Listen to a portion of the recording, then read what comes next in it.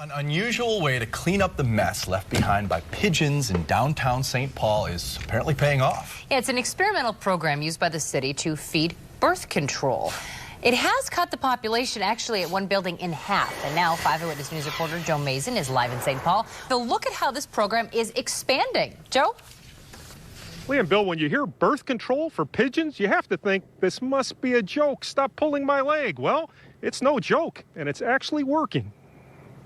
Thank you. For nearly 2 decades, Luggage in the trunk? doorman Chris Fisher has looked after guests It's 10 now. at the St. Paul Hotel. Hello? But occasionally his looks and his attention Eyes are up.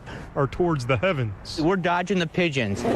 Like fighter pilots, pigeons invade the area, armed with small lethal bombs, which they drop anywhere and everywhere. And then they just attack the buildings. And they'll come in groups of 20 to 40. Their droppings corrode buildings, make sidewalks unsightly. And for the past few years, St. Paul has tried to clean up the problem by having pigeons go on the pill.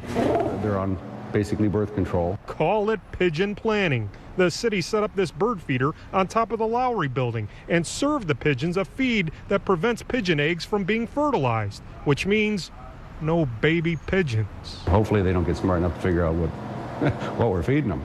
You know, they just like the food.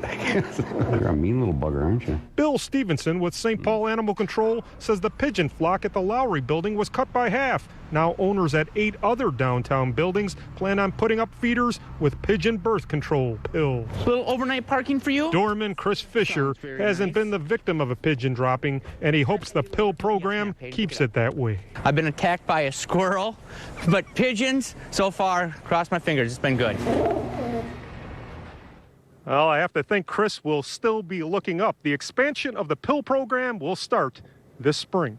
Live in downtown St. Paul, Joe Mason, 5 Eyewitness News.